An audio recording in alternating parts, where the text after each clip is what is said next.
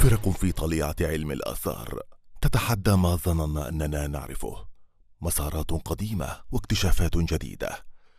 كنوز روما المفقودة، كل خميس على ناشونال جيوغرافيك أبو ظبي.